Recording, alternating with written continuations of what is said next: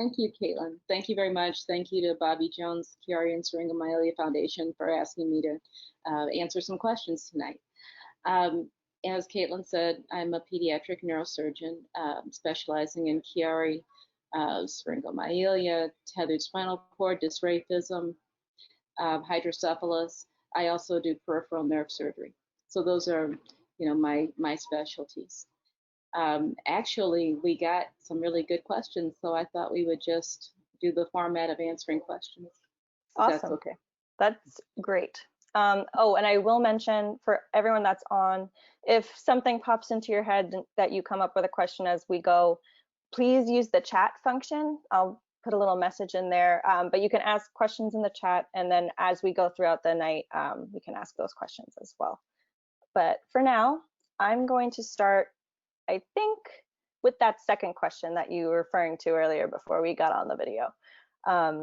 So as schools across the country release their safe return plans for the 2020 and 2021 school year, parents are going to be faced with some tough decisions deciding whether to send their kid back to school or to have them doing that distance learning.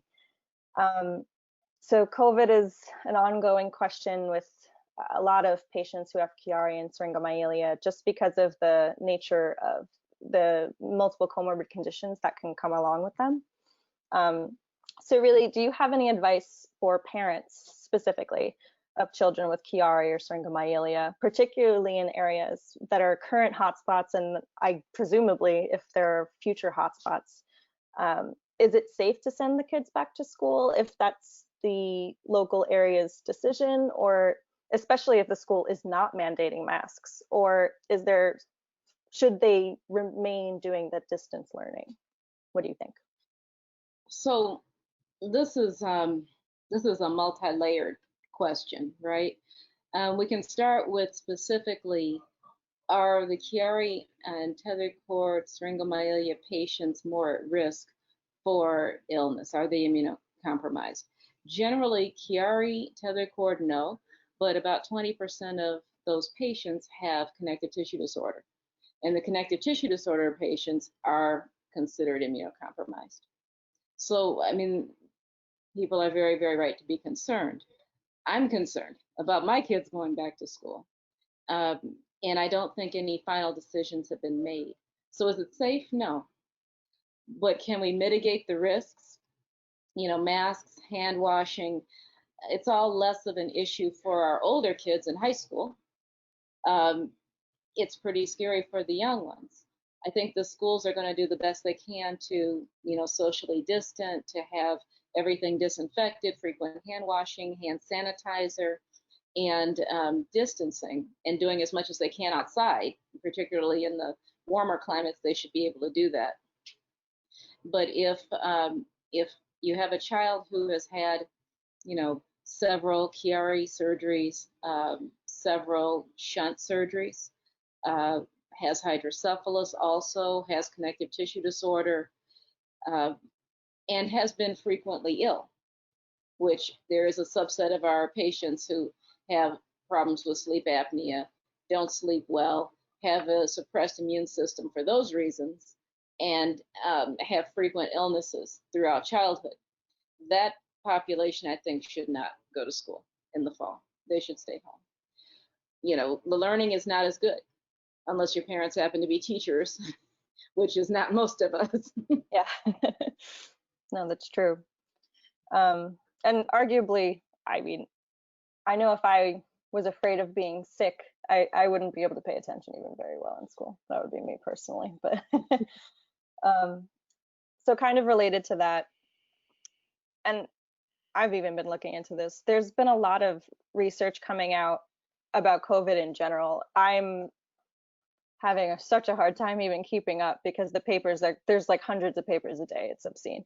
But there have been a couple that have been coming out talking about neurological problems, particularly in the more severe COVID patients. Are you seeing any kind of, I guess this is completely anecdotal based on your practice, but are you seeing patients with Chiari and Syringomyelia who have been having COVID, or even if you are seeing them, are they having some sort of complications that maybe would be something concerning as far as neurological conditions are concerned? I haven't seen increased cases of COVID among the Chiari and Syringomyelia patients. I have one patient who got it and wasn't able to come down for her visit even before we were doing primarily telehealth visits. She had to stay home. And that's the only one I can think of several hundred that we've seen in the last few months. So I don't think there's an increased incidence among Chiari and Syringomyelia patients. There are neurologic complications of COVID. You know, the patients are getting encephalopathy, not all of them, but a lot of them are getting an encephalopathy, and they develop a hypercoagulable state, so they develop blood clots in the legs, DVTs, pulmonary emboli in the lungs, and they are also getting strokes in the brain. Oh, I just had a follow-up question. I just lost it. That's embarrassing. I have it. Would you say that it's possible, and I mean, this is conjecture, that a lot of the patients with Chiari and Syringomyelia maybe aren't getting sick because I think this is a population of people who are a little bit more careful, I would say, to not get sick, and maybe that's part of the reason that we're not seeing a lot of cases in these patients.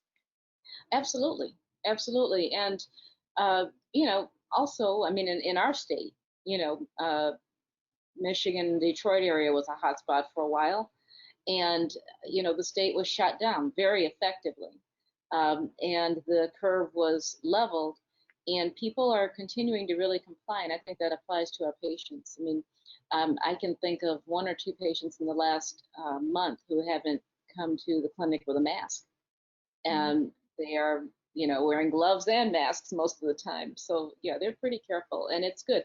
I don't think this is the time to relax for anybody. I think you have to really, you can't be too careful right now.